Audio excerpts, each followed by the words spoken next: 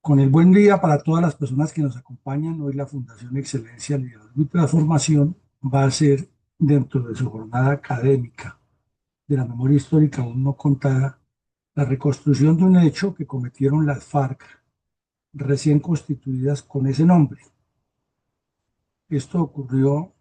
en el municipio de Jambaló, al nororiente del Cauca, y fue la masacre de 5 indígenas, 5 personas pertenecientes al municipio que a la vez es un resguardo indígena por razones de territorialidad y de control de estos ciudadanos. Los bandidos de las FARC venían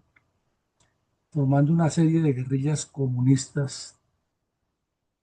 desde antes de la Operación Marquetalia y estaban asentándose en las cordilleras del Cauca, el Tolima, el Valle y el Huila, como producto de la unión que hacían las guerrillas comunistas con las guerrillas liberales del MRL. Para comienzos del año 66 se realizó en la Macarena Meta la segunda conferencia de las FARC o constitutiva, y ya se le dio una forma de una sola organización centralizada dirigida por el Partido Comunista, y salieron a delinquir. Para el área del Cauca quedaron encargados varios bandidos que llegaron a ser legendarios dentro de esa estructura criminal. Uno de ellos fue el tal Sargento Pascuas, el otro fue Ciro Trujillo y otro un tal Capitán Tranquilo. Esos bandidos se distribuyeron en el Cauca las zonas de acción criminal. Y para el lado de Jambaló, de Corinto, y cerca al Valle del Cauca y cerca a Cali, venían cometiendo una serie de delitos y de presión psicológica contra los habitantes desde hacía varios años, hasta que al fin ya empoderados como Fuerzas Armadas Revolucionarias Comunistas de Colombia, FARC, decidieron comenzar a hacer limpieza que ellos llamaban de lumpen, decía Jacobo Arenas, para asesinar a todo el que se opusiera a ellos. Un año antes habían hecho el primer intento de hacerse visibles con el asalto al municipio de Insá, Cauca, que también es muy cerca a Jámbalo, con el fin de demostrar que las FARC eh, tenían más potencia que el ELN, que fue el primer grupo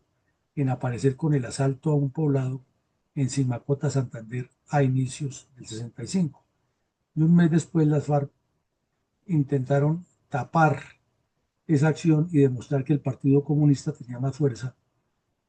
que los delincuentes procubanos, que eran los del ELN, y golpearon fuertemente el Cauca. Por ende, ya tenían una línea de acción, unos objetivos de ir eliminando opositores, y de esa forma perpetraron la masacre de indígenas en Jambaló, de la cual hablaremos hoy. Sigamos.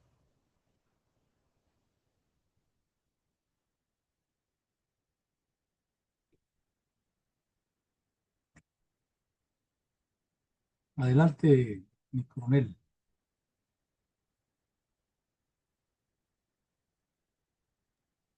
Mi coronel, ¿cuál es la importancia geoestratégica del municipio y a la vez resguardo indígena de Jambaló en el departamento del Cauca? Tiene una importancia geoestratégica fundamental este municipio por diferentes y variadas razones. Como ya lo hemos reiterado en anteriores ocasiones, el departamento del Cauca tiene todas las connotaciones del contexto geomorfológico colombiano. Tiene costa en el Pacífico, o sea, en el mar, y playas muy hermosas, tiene una cantidad de ensenadas y bahías al occidente, luego sigue una selva tropical que, además de ser un reservorio ecosistémico de la humanidad, tiene una belleza incalculable y una riqueza hídrica que podría ser un buen sector para un desarrollo agroindustrial sostenido y organizado. Y luego tiene dos de las tres cordilleras, y por la mitad de ellas corre uno de los dos ríos más importantes de Colombia, que es el río Cauca, que recibe aguas a granel de las dos cordilleras. la occidental y la central. La mayoría del departamento, el 75-80% del departamento, está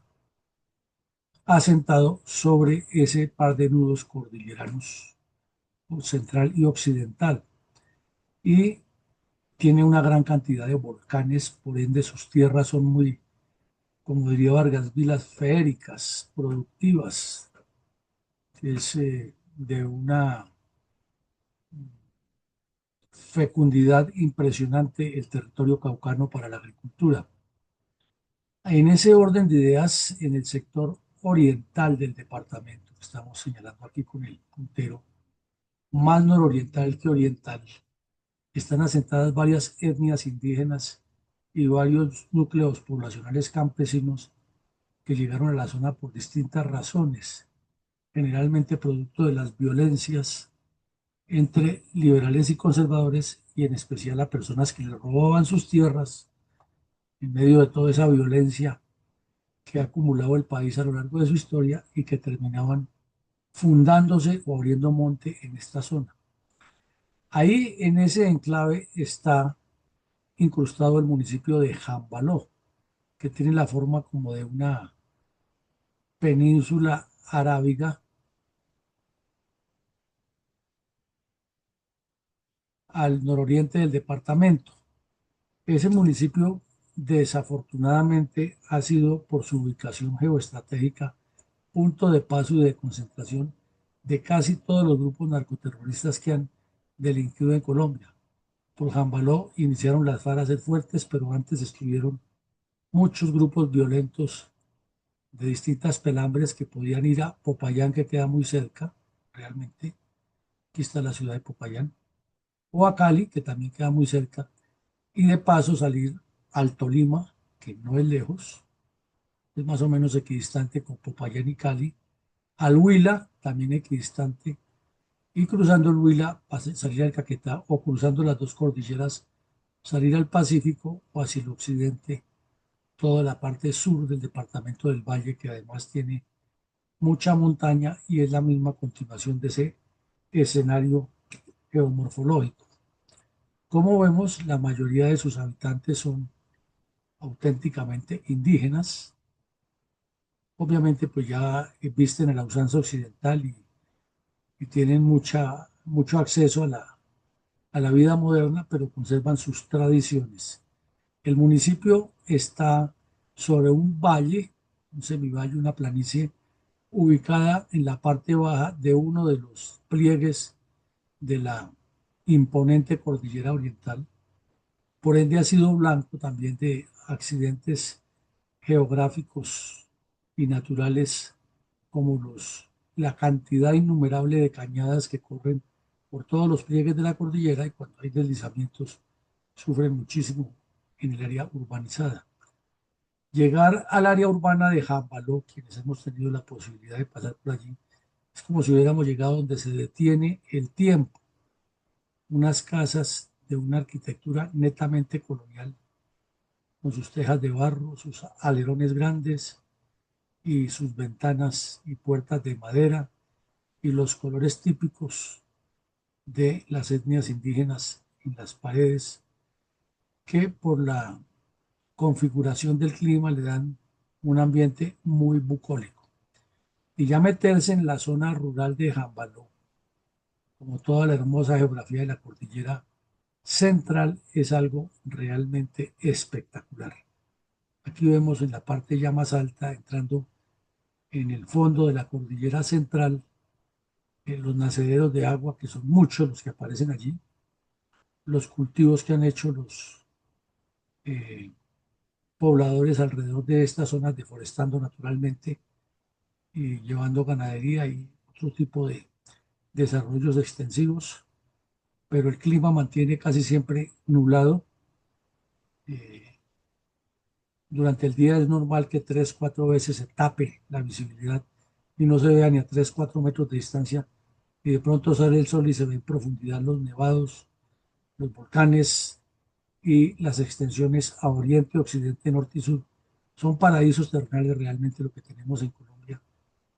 pero con un INRI que parece eterno, que es la desgracia del bandolerismo comunista y la violencia. Y les decía que por ahí pasaron, comenzaron por las FARC, también estuvo el M-19, el Ricardo Franco, en este municipio de Jambaló, en un corregimiento que se llama Tacuello, fue donde el terrorista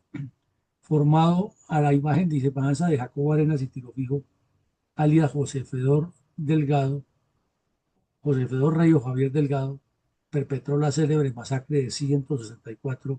indígenas de esta misma región, que tenían entre 14 y 17 años y decían que eran tenientes coroneles de la inteligencia militar, en la medida que los iban torturando. El periodista Raúl Benoit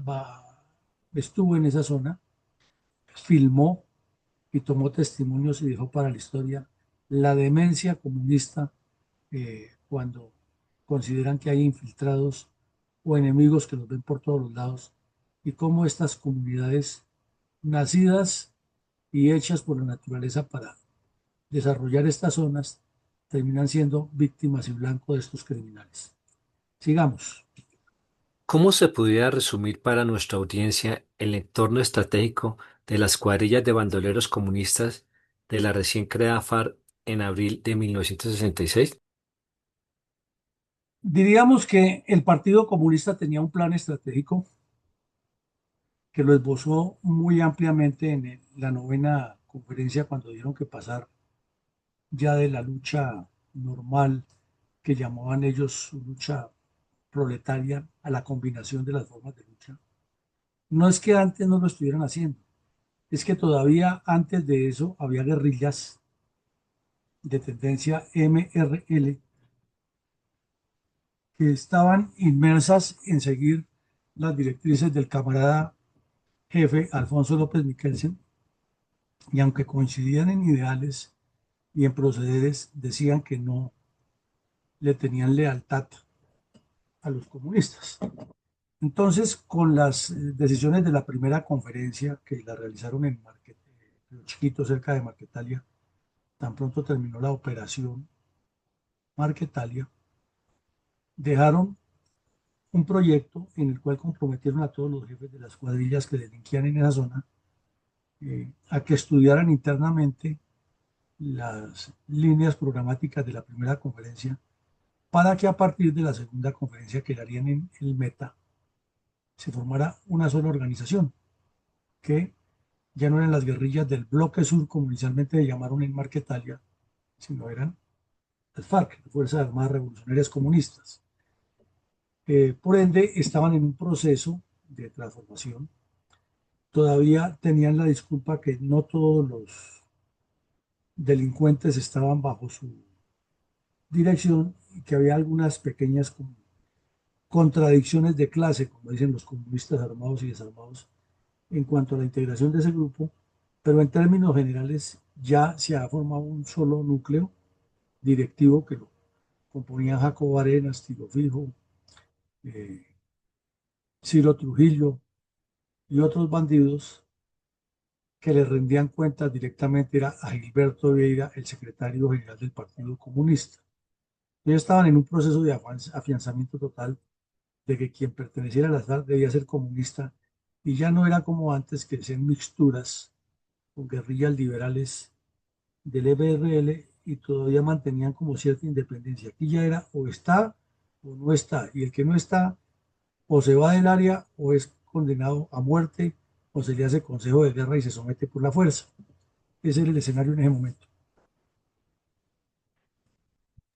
Entonces, ¿cómo visualizaban los cientistas políticos de la época la necesidad de construir centros de estudios políticos estructurados en el continente latinoamericano, falencia de la cual Colombia no era la excepción? A menudo se dice, sobre todo en los seminarios de análisis de desarrollo económico del país, que no nos desesperemos tanto por ver más desarrollo que quisiéramos tener en cada momento, porque es que nosotros tuvimos un salto cualitativo y cuantitativo de la mula al avión. Pues resulta que en Chile, que es uno de los países que más nos llevaba ventaja en esa época, en este momento ya estamos más cerca de, en paridad, pero en ese tiempo, del estudio de las ciencias sociales en todos los contextos. Había un señor que se ha caracterizado por hacer investigaciones de fondo sobre la historia tanto chilena como latinoamericana, de nombre Horacio Godoy. Este sujeto, muy avesado en la reflexión de las ciencias políticas que se ha generado tanto en Estados Unidos como en Europa, con ocasión de las dos grandes guerras, insistía muchísimo que a los latinoamericanos parte de las confrontaciones y la violencia que teníamos era una consecuencia directa y lógica de que no le hemos dado una percepción ni una concepción científica a los fenómenos políticos que ocurrían y que, por ejemplo, ya teníamos sindicatos, empresas, partidos comunistas, los liberales y conservadores de todo el continente estaban perdiendo esa prelación que han tenido durante más de 150 años o aproximadamente 150 años, siglo y medio de dominación, que estaban surgiendo unas nuevas versiones y visiones de la historia, de la sociología muy llena de marxismo,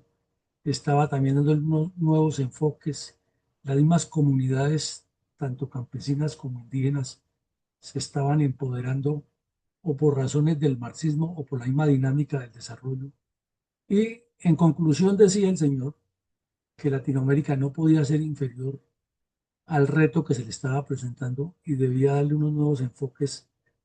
a la academia y que las universidades deberían investigar con más fondo todos estos temas sociopolíticos. Pero el señor tenía una falencia, ¿no?, que la tienen todos los académicos latinoamericanos, y es que son fascinados con meterse en todos estos temas. Y no es malo que se metan. Lo malo es primero que se ideologicen y segundo que no le den la trascendencia que corresponde a la industrialización. Una sociedad sin industrializarse puede tener muchos genios del análisis sociopolítico, pero todos terminan convirtiéndose en estatistas, parásitos y en personas que esperan que todo les dé un Estado al que consideran cada vez más grande para controlar esa sociedad, pero no un Estado que promueve el aparato productivo. Quizás esa es la parte que le faltó a este señor y que el paso del tiempo nos va dando a demostrar dónde ha estado el error. Si tuviéramos ese enfoque científico-social, que es necesarísimo para que tengamos identidad, entre otras cosas, pero a la par, con un desarrollo económico, otro gallo cantaría. Adelante. ¿Cuál era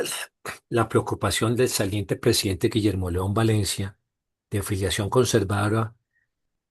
a escaso 4 meses de la entrega de su gobierno a un liberal producto del Pacto del Frente Nacional, mientras la violencia tripartidista crecía en lugar de disminuir,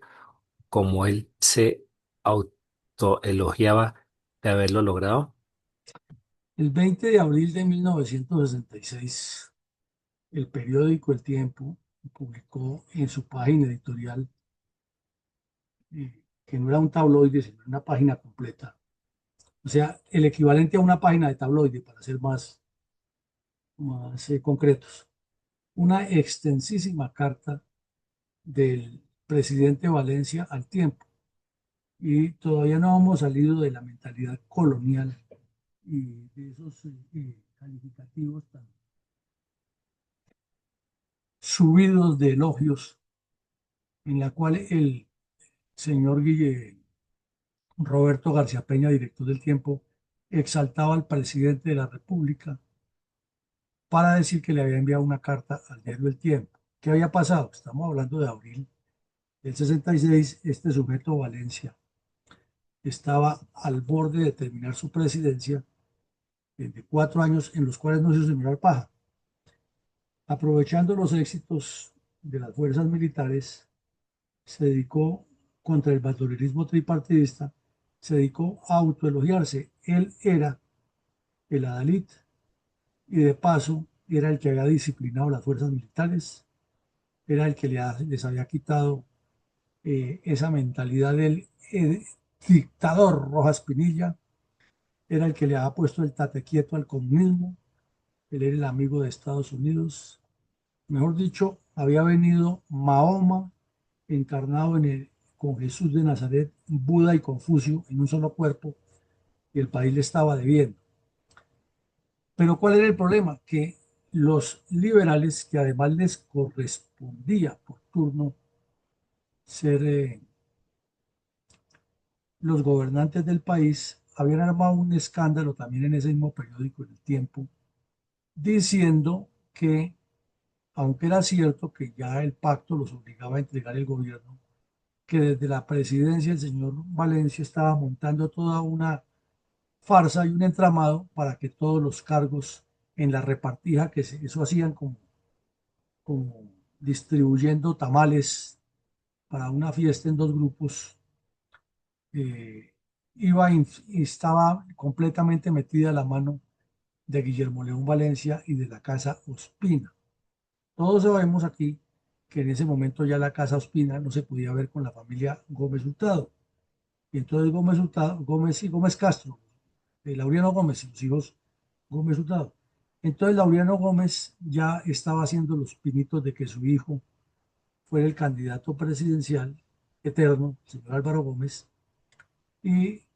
promovía una especie de disensión dentro del Partido Conservador que tenía un poco de nombres funambulescos, como si fueran los dueños del país, los leisvistas, los ospinistas, los gomecistas, los bertistas, porque doña Berta también metía la cucharada en todo lo que pasaba, la esposa de Ospina, y lógicamente el presidente de Valencia, que era un politiquero de esos de siete suelas, quizás de los más politiqueros y más descompuestos que hemos tenido a lo largo de la historia, estaba más preocupado por guardar su imagen y por su interés oficial. Y como vemos, pues lo que estamos hablando hoy, el país descompuesto, las guerrillas creciendo, el Partido Comunista instigando la violencia armada por todos lados y estos politiqueros encendidos en esos debates en los medios de comunicación, que reiteramos una vez más, como no había periodistas de radio y la televisión era muy incipiente, los noticieros, es más, los noticieros publicaban algo que llegaba del exterior, que inclusive lo ponían también en los teatros, que era lo de noticias, y mucha gente iba a cine, porque antes de la película presentaban un noticiero con 2, 3 semanas de retardo de lo que pasaba en el mundo. Pero los periódicos tenían los teletipos con los cuales llegaban la información al día desde el exterior. Entonces, como no había ediciones actualizadas como hay ahora, la radio tenía mucho contacto con esos teletipos y con esos medios impresos. Entonces, lo que se dijera por parte del presidente, pues casi siempre quedaba de un día para otro. El señor Valencia,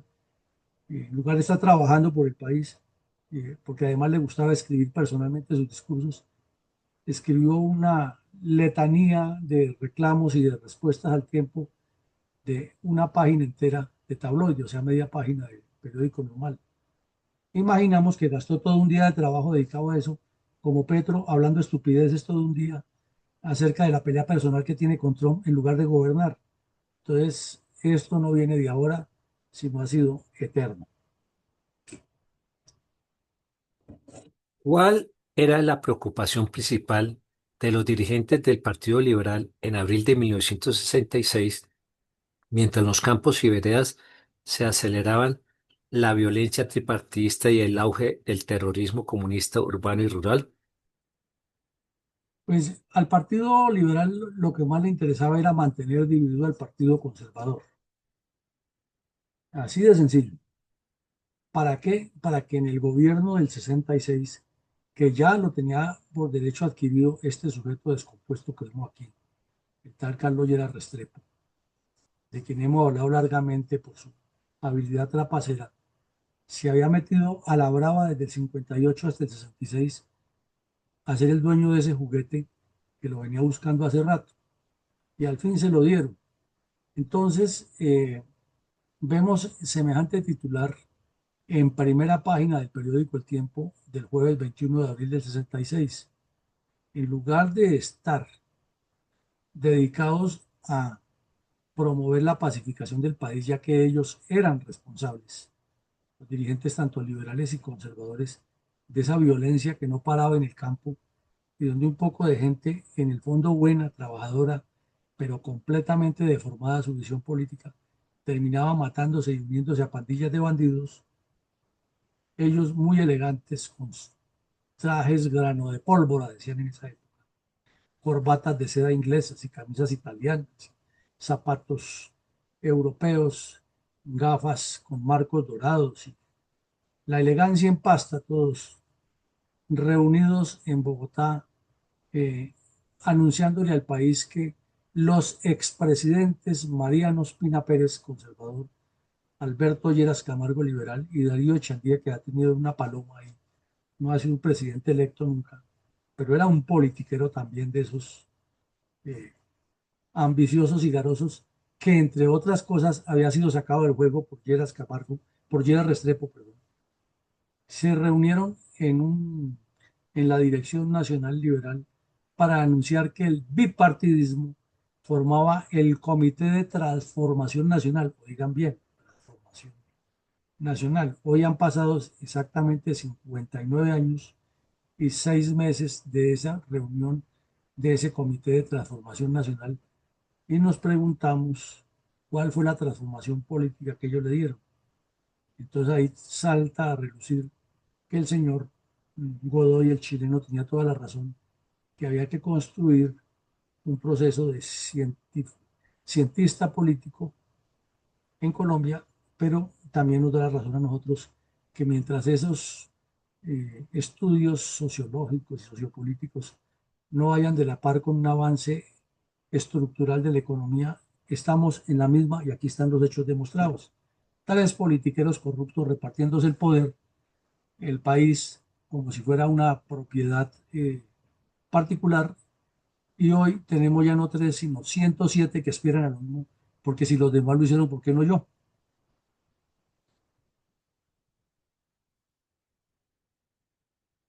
Digamos,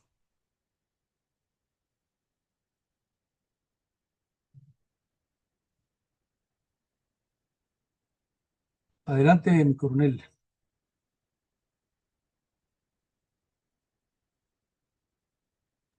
Nicolás, voy a seguir entonces con las preguntas. ¿Qué hechos de violencia comunista se hacían entonces visibles en el por siempre conflicto sur del Tolima? Resulta que mientras aquí en Bogotá estaban en ferias y fiestas y la repartija del poder y la corruptela más descarada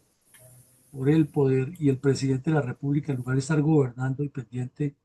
de la situación integral del país, pensando en su próximo viaje de cacería porque le fascinaba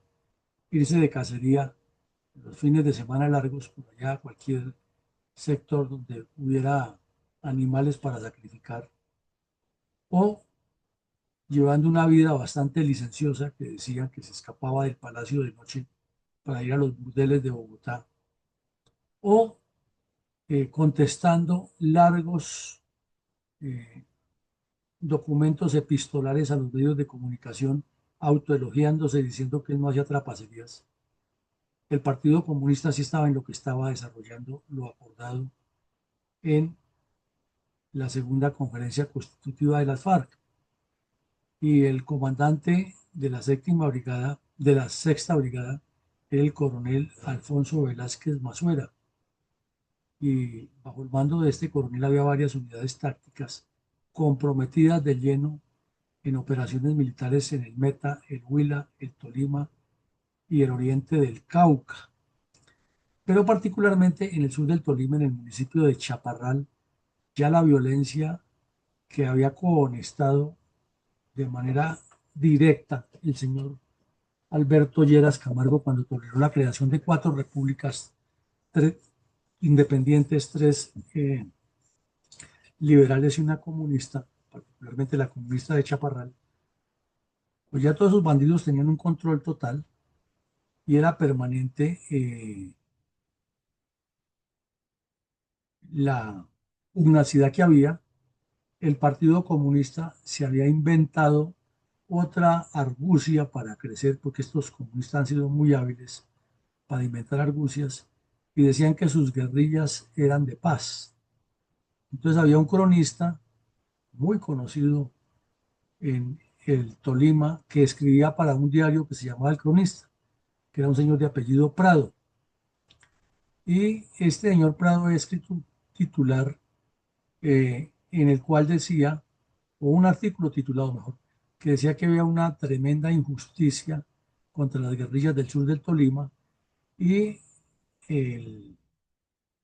periódico El Espectador le ha ayudado con el cuento de que un bandido capturado, eliminado por las fuerzas militares, era una gran persona, era un buen ciudadano. Entonces la Sexta Brigada produjo un comunicado en el que le aclaró que ese bandido eh, no era ninguna gran persona, que era un delincuente que ha asesinado soldados y policías, y que en una operación realizada por un batallón de contraguerrillas que se ha creado desde el Comando del Ejército y se ha agregado a la Sexta Brigada, integrado por oficiales, suboficiales y campesinos guías de la región, no tenía soldados, que eh, esa unidad había hecho una operación importante con una patrulla integrada por 12 personas, una patrulla especial de infiltración táctica. Había ido a capturar al buena persona, al que decían que era el jefe de las guerrillas de paz, y que ese bandido trabajaba bajo la dirección de Tiro Fijo y del Partido Comunista, que había estado en las cuadrillas de Arrayanales y Mariposo, y de un sujeto que llamaban la Tocha. Entonces, que cuando lo fueron a capturar se armó el enfrentamiento armado, eh, que allí cayó un bandido de nombre Pedro Rojas González, quien era el instructor de las guerrillas en todo el sur del Tolima, militante reconocido del Partido Comunista, y otro bandido, que le decían Arrayanales, y que entre los heridos en el combate quedaron otro bandido de nombre Raúl Rojas González, que era el maestro o el profesor de la escuela de Puerto Saldaña, que trabajaba directamente con las cuadrillas de otro delincuente de quien hemos hablado aquí varias veces, José María Rojas Rivas, alias Cartagena, muy cercano a Tiro Fijo, y otro delincuente de nombre Wilson Rubiano Guerrero. Brigada pues los había capturado a los heridos, al que los que estaban en la casa, y a la tal Tocha, y había recogido todo el material de guerra que encontraron allí, un fusil, un revólver, municiones, documentos, explosivos, eh, que hacían parte inclusive de un robo de unas cajas de dinamita que habían cometido estos bandidos en el sitio El Viso, donde estaba construyendo una carretera para desembotellar esa región. Entonces, por ejemplo, el curita de Rux no cuenta que los bandidos de las FARC, desde su inicio, lo que han hecho es torpedear todo el desarrollo, y que aquí, en lugar de permitir que con esa dinamita se hicieran las voladuras en la roca para avanzar en la construcción de la carretera, se la habían robado para armar bombas y trampas explosivas para asesinar soldados. Eso ni se le ocurre al señor de Rux contar en su memoria. Y también relata quiénes eran los detenidos.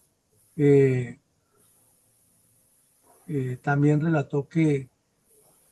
fueron decomisadas otras 7 cajas de dinamita en la misma área, muy cerca de la casa, y que las operaciones continuaban. Entonces uno nos explica cómo, mientras en el Tolima la situación se estaba desatando de esa manera, aquí en Bogotá estos politiqueros corruptos, ansiosos del poder, andaban en repartijas, en reuniones, en clubes muy elegantes, todos hablando de cómo distribuirse el poder en lo que vendría, mientras el Partido Comunista sí estaba organizando lo que querían, que era el desorden. Y al mismo tiempo, en el municipio, en otro sector, hubo un enfrentamiento de la comunidad con otro bandido de las FARC que había ido a extorsionar a unos campesinos y a recoger unas cargas de café que tenían que entregarle de dotación para la revolución, y los campesinos se enojaron y lo dieron de baja. Por ende, la situación era muy compleja en el sur del Tolima, pero no había problema ni había pelea porque aquí en Bogotá todos los dirigentes políticos estaban disfrutando de la rumba y de sus trapisondas para ver qué les correspondía a ambos partidos en la nueva posesión del señor Lleras. ¿Cómo describieron las agencias de noticias los hechos, perdón, relacionados con la horripilante masacre perpetrada por bandoleros comunistas de las recién creadas FARC en abril de 1966 en el municipio y a la vez resguardo indígena de Jambaló en el departamento del Cauca? Bajo el escueto título Asesinada por bandoleros de una familia campesina en el Cauca, eh, los medios de comunicación le informaron al país que esa misma noche, o sea, mientras en la sexta brigada, que no queda muy lejos de ahí, la zona de Chaparral, realmente no es lejos como bueno, del norte o del nororiente del Cauca, en esa misma región de la cordillera central, esa misma noche, una cuadrilla de bandidos encabezada por Ciro Trujillo y dirigida a la distancia por tiro fijo, había ido a cumplir una de las misiones que se han acordado en la conferencia constitutiva de las FARC con el visto bueno del Partido Comunista, y era eliminar a todo lo que ellos llamaban lumpen y traidores a la revolución. Y estos indígenas ya estaban en la mira de Ciro Trujillo desde hacía rato porque no se habían plegado a la organización, como decían ellos, político-militar, porque no estaban entregando la cuota que les obligaban los bandidos, porque cada vez que llegaban a las veredas o a las casas aledañas de esa vereda a reclutar gente y a promover el comunismo armado, pues los indígenas les decían que no, ellos lo que querían era trabajar y que se fueran de ahí, que más bien trabajaran y no fueran vagos. Entonces los tenían en la mira y en la vereda Portachuelo de Jambalú, esa noche del 20 de abril del año 1966, a escasos 4 meses de que el señor Valencia, que se preciaba que su departamento del Cauca, que además era caucano, estaba libre de toda acción violenta porque él era el estratega que había hecho que las fuerzas militares por fin trabajaran y se alejaran de la política y limpiaran el departamento para que fuera un remanso de paz, algo que realmente no era cierto. Y esa noche asesinaron las FARC a 5 personas. A un señor, ya el abuelo de la familia, que para esas comunidades indígenas es una figura muy respetable, don Cayetano Medina Guejia, de 67 años de edad, y la esposa, doña Rosa Fernández de Medina, que también era una señora de edad, y los hijos, eh, que eran pequeños todavía, y los nietos, y una bebé de apenas 180 días de nacida, es decir, de 6 meses. Los bandidos justificaron la acción porque 2 semanas antes, una semana antes, en una operación, el ejército había dado de baja a 2 bandidos de las FARC, comunistas, como se les decía en ese momento, que todavía la palabra FARC no se ha asentado del todo en la región y en el país, a un bandido de nombre José Leonardo Mosquera, alias Rebelde, y otro alias Tarzán, de nombre José Arcesio Díaz, que no era el mismo Tarzán del que hemos hablado en otros episodios de las guerrillas del MLRL, pero como ya hemos reiterado, en muchas cuadrillas había apodos o alias de esos repetidos. Entonces, parte de la masacre fue cometida en venganza de las FARC o del Partido Comunista, para ser más exactos, por la muerte de 2 bandidos de sus mismas cuadrillas unos días antes en la misma región. ¿Qué otros hechos de violencia tripartidista en el departamento del Tolima ensombrecían los cacareados logros contra la violencia autoelogiados por el presidente saliente Guillermo León Valencia? Pues que los jóvenes militantes del Partido Comunista esos mismos que el señor de Rux ignora en su informe sin saber por qué, por algo será, como dicen las abuelas, eh, habían colocado unos petardos en la ciudad de Medellín, en la ciudad de Ibagué, y un petardo de gran poder que han colocado en una concentración popular que iba a haber en el Parque Murillo Toro de Ibagué. Fue detectado por la comunidad y rápidamente se informó a la policía, se desalojó el sector y llegaron unos técnicos en explosivos del DAS y desarticularon una bomba de gran poder que hubiera matado por lo menos 100 personas para celebrar el Partido Comunista su rebelión y demostrarle al país que no estaban de acuerdo con el cambio de gobierno que iba a haber en el 66. Tampoco nos lo cuenta el curita de Rux. Y allí fueron capturados 5 bandidos en Ibagué.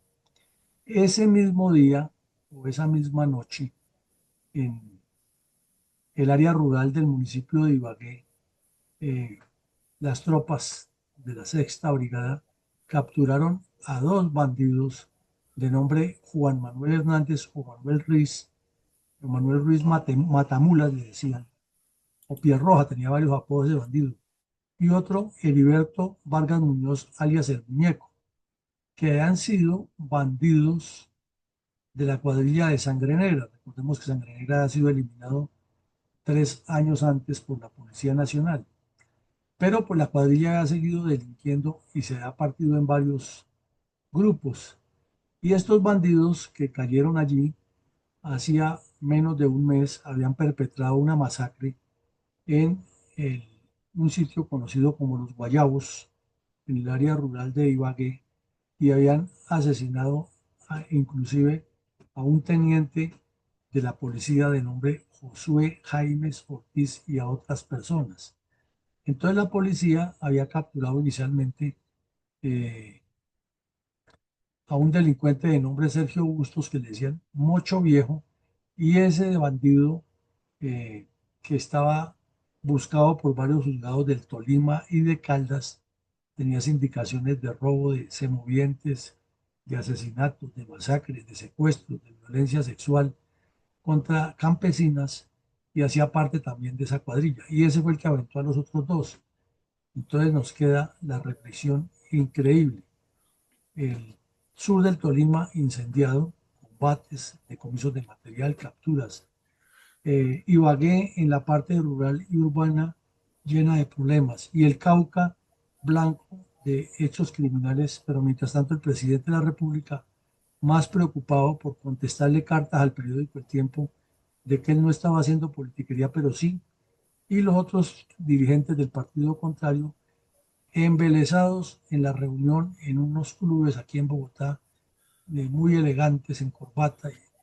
zapatos finos, hablando de cómo se repartían el país mientras la sangre corría a raudales por las veredas y los ciudadanos en medio de la pobreza y el abandono. Y como si le faltara un pedacito, las universidades todas estaban en paro y los eh, estudiantes de los colegios y escuelas públicas sin profesores perdiendo el, las, el acceso a las aulas y el acceso a la educación, que es una obligación del Estado. En ese propósito, ¿qué acciones subversivas sucedían, entre tanto, en 8 universidades del país, instigados al mismo tiempo por el magisterio oficial en secundaria y en primaria? Se había creado una agrupación subversiva que decía representar a los estudiantes nacionales que llamaba la FUN, la Federación Universitaria de Estudiantes, algo así. Esos sujetos tenían controladas las redes comunistas en todas las universidades oficiales del país y a menudo salían en manadas a destruir las ciudades, a lanzar bombas, a pintar grafitis, a paralizar el tráfico. Ya la avenida 26 existía, salían y la bloqueaban. Luego la carrera 30, que también estaba ya creciendo, y se armaban unas pedreas impresionantes frente a la Universidad Nacional. En Cali también ocurría lo mismo. Barranquilla, hasta en Armenia hubo disturbios, Bucaramanga ni se diga, y todo era instrumentalizado por el Partido Comunista, el ELN, los sacerdotes de la Teología de la Liberación, que ya estaba tomando fuerza, y los sindicatos obreros que eran infiltrados por el ELN. Y cada grupo de bandidos de estos decía representar una línea comunista, la cubana, la china, la soviética, y cada vez que salían a la calle asaltaban, los atracaban los negocios, destruían los vidriales, las vidrieras y se robaban todo lo que había. Era como reeditando algo que había pasado apenas 18 años antes, que era el 9 de abril. Por ejemplo, aquí en esta crónica relatan que en la carrera séptima, entre calles 16, 17 y 18, fueron asaltados todos los locales comerciales, el Banco de la República, la oficina de pasajes de Avianca y un montón de negocios que había en ese sitio, hasta los vendedores de chance y todo, de lotería y todo lo que tenían sus puesticos de dulces, todos padecieron el efecto de esas hordas dirigidas por el Partido Comunista. Curiosamente lo leemos aquí, no hubo un solo detenido por eso, pero a escasas cuadras quedaba el Palacio Presidencial. El señor Valencia estaba sentado ensimismado, escribiendo con un lenguaje muy pulcro, denotando que él era muy culto, las respuestas a las afrentas que le hacían los liberales en el tiempo, los dirigentes liberales y conservadores tampoco muy lejos de allí estaban reunidos planeando los almuerzos y las reuniones para terminar de repartirse el poder, y los comunistas metidos en diferentes oficinas y casas de Bogotá y de otras ciudades planeando cómo destruían el país y cómo sacaban un poco de imbéciles estudiantes que se dejaban manipular a causar daños en las ciudades. Cuadro triste pero real de lo que ocurre y sigue ocurriendo, porque no es la excepción, inclusive el país desmoronándose, y en Palacio Presidencial siempre ha habido reuniones de politiqueros distribuyéndose la torta, porque afuera está la policía y el ejército matándose con los vándalos, y eso no hay problema. Sigamos.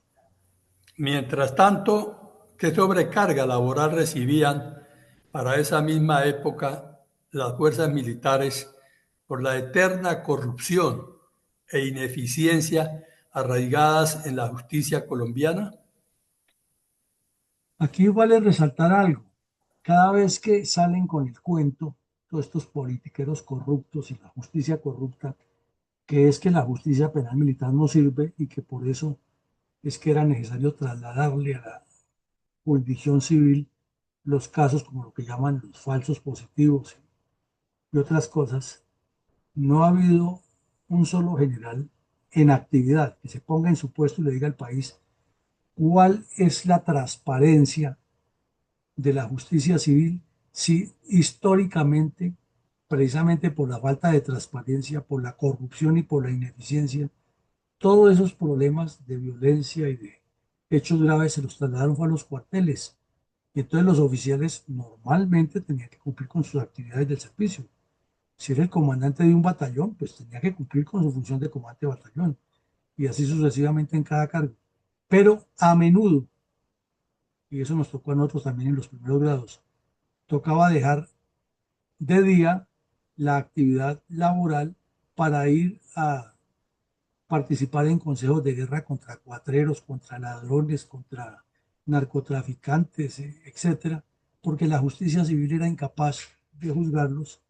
y nos tocaba a los oficiales asumir esos consejos de guerra. En esa época era peor, porque era una cantidad de delitos derivados de la violencia tripartidista, y entonces la justicia civil se declaraba impedida, incapaz de hacerlo, o porque se terminaba el estado de sitio, y muy hábil todos esos politiqueros, muy hábiles, decían, meta esto en el decreto, meta esto, y entonces quedaba prácticamente todo el Código Penal cubierto por la justicia penal militar. Y ponían a los militares a trabajar de día y de noche, a juzgar todos esos bandidos, y cuando se levantaba el estado de sitio, aparecían los abogados de Asunal Judicial y de cuanto bandido hubiera del Partido Comunista diciendo que se había violado el debido proceso, que le ha faltado un oficio de una notificación de un juzgado al otro, que en el oficio por la falta de la coma se interpretaba de otra manera, que fue que en el Consejo de Guerra el presidente del Consejo de Guerra le dijo a un delincuente, ese es ustedes los bandidos, entonces ya lo había acusado por anticipación y que con eso había torcido y había sesgado el fallo, que fue que el vocal llegó tarde al Consejo de Guerra, que en el momento que lo estaban leyendo se retiró un vocal al baño y que fue cuando se leyó la cita. Muchos se inventaban lo que fuera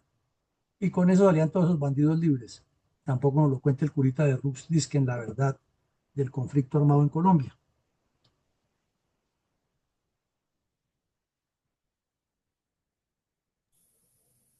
Sigamos. Y coronel, ¿qué hechos criminales perpetraban entre tanto el ELN en el departamento de Santander en cabeza del terrorista Fabio Vázquez Castaño?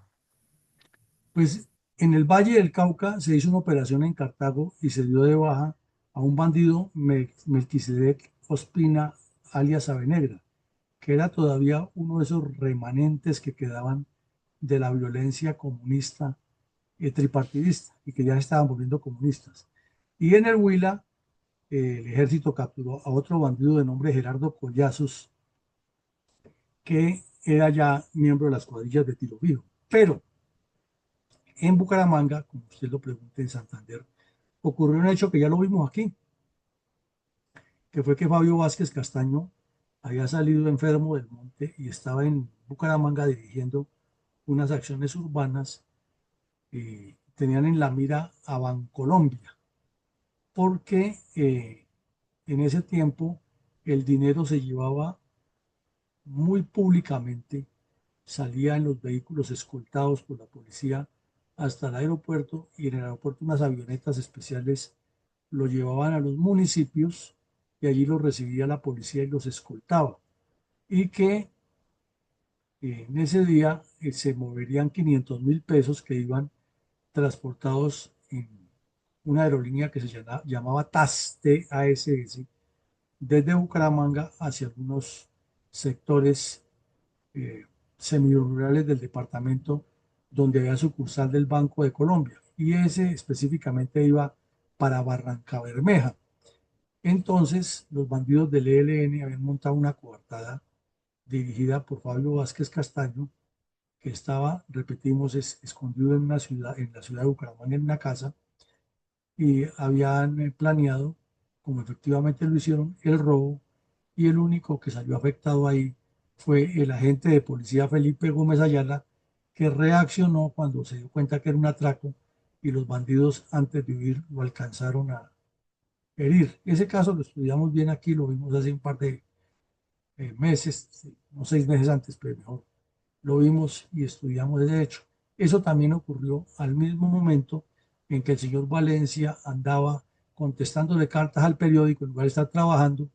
Los estudiantes estaban destruyendo las ciudades, el Partido Comunista estaba asesinando indígenas y campesinos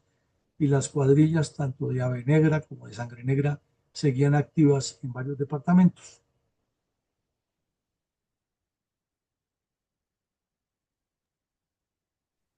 Y coronel, con reverencia, rindamos un minuto de silencio con admiración y absoluto respeto en memoria a las miles de víctimas asesinadas por las cuadrillas terroristas y narcotraficantes del Partido Comunista,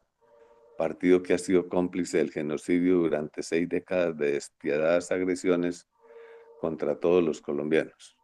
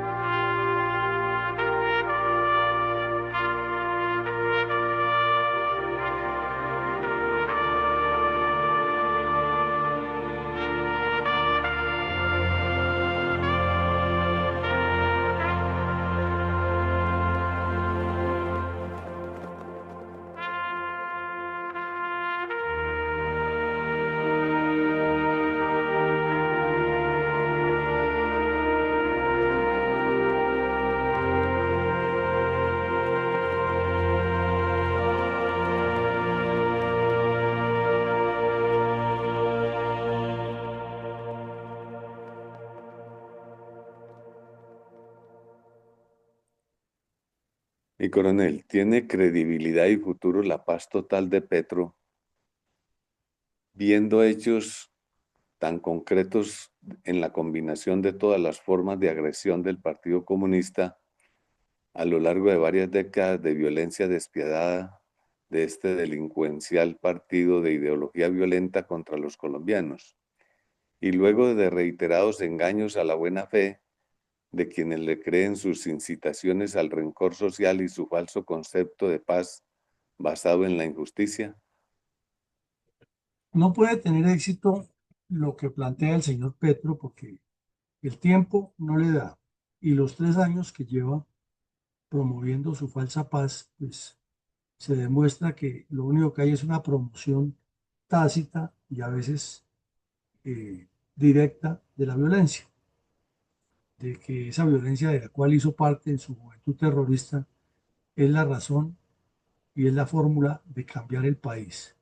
Y que quienes le están ejecutando pues fueron sus compañeros de andanzas criminales y se entienden muy bien en lo que allí pasa. Entonces ya hay un obstáculo grande. Pero además es que de la contraparte, es decir, de quienes dicen estar en oposición, su comportamiento colectivo frente a esta agresión comunista y armada contra Colombia no ha sido diferente a la que tienen hoy. La trapacería, el oportunismo, el traslado de las responsabilidades a las fuerzas militares y de policía y la elusión de sus propias responsabilidades y funciones. Infortunadamente, lo que vemos en el escenario para el 2026 no es que signifique un cambio trascendental ni transformador, y más bien es como una continuidad de lo que allí ocurre, un reflejo de que la violencia es como una forma activa de hacer política en Colombia y una desgraciada conveniencia para muchos sectores de quienes dicen querer gobernar sin que se preocupen por estructurar proyectos sólidos a corto, mediano y largo plazo para resolverla. Síntesis, lo que plantea Petro es no solo una utopía, sino que es una manipulación de sus intereses personales en contra de los intereses de los colombianos. No podrá haber así ninguna paz en ese entorno. Sigamos con el comentario de hoy.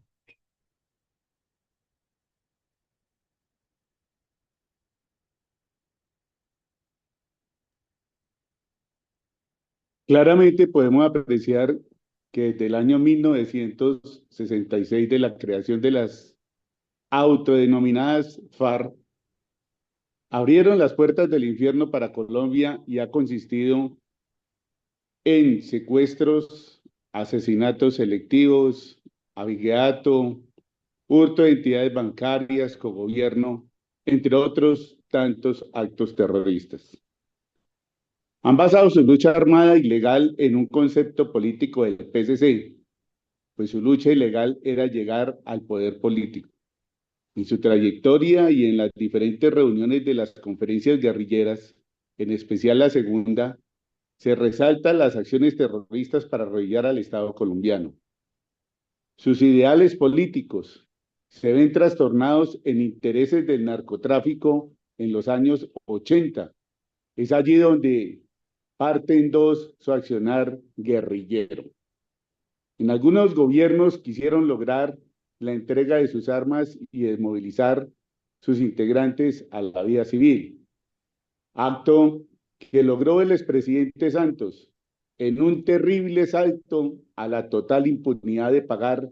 un alto costo político para nuestro país y entregar curules en el Congreso de la República a los cabecillas del autodenominado FARC, es decir, asesinos y terroristas legislando en nuestro país. Y las víctimas, bien, gracias. La impunidad y la creación de la tal JEP, lo único que ha realizado es perseguir a servidores públicos, que si bien es cierto, si algunos cometieron excesos, deben ser juzgados. Pero también, al igual, los terroristas de aquel entonces, con su cúpula y cabecillas de las autodenominadas FARC. Pero la JEP mira en otro sentido, muy grave y letal para víctimas y política de la nación y del país. La Fundación Excelencia, Liderazgo y Transformación resalta con la historia aún no contada los terribles vejámenes de la terrible violencia que ha vivido nuestro país, lo que no hace la Comisión de la Verdad en cabeza del cura de Rux, a manos llenas gastando el presupuesto de la nación. Pero la violencia en nuestro país continúa, sin un objetivo claro, con un plan de seguridad democrático que dé continuidad a cada gobierno con la tarea y lograr con ello neutralizar de una vez por todas a los actores terroristas que violentan a nuestra nación. Y para completar la situación del terrorismo en nuestro país, gran legado de la FARC están el ELN, disidencias de la FARC, entre otros, continuando su combinación de formas de lucha, expandiéndose en el actual gobierno. Solo terrorismo, violencia, masacres, asesinatos de soldados y policías, líderes sociales, empresarios, campesinos, con el tal llamado la paz total. Falso, como todo lo que sale de las palabras del llamado presidente de Colombia. Actualmente, inmenso daño que la nación recibe del gobierno de Petro. ¿Cuándo estará sobre la mesa de algún gobierno la voluntad política con un verdadero plan de seguridad nacional y así lograr la paz y sacar adelante a nuestro país? Bueno, esperemos que el próximo presidente logre sacar adelante nuestro país, pero que sea en democracia y no en autocracia. Gracias, mi coronel Jaime Alberto Yaramí Pulido, presidente de la Fundación Excelencia, Liderazgo y Transformación. Bueno, muchas gracias, don Bernardo Fuentes. En síntesis, mientras a esto no se le ponga una respuesta integral en todos los campos, inclusive el histórico y de la narración del conflicto, y mucho más en el de la justicia, que para que haya paz tiene que haber justicia, desafortunadamente el país seguirá navegando en este charco de sangre, de violencia, de ignominia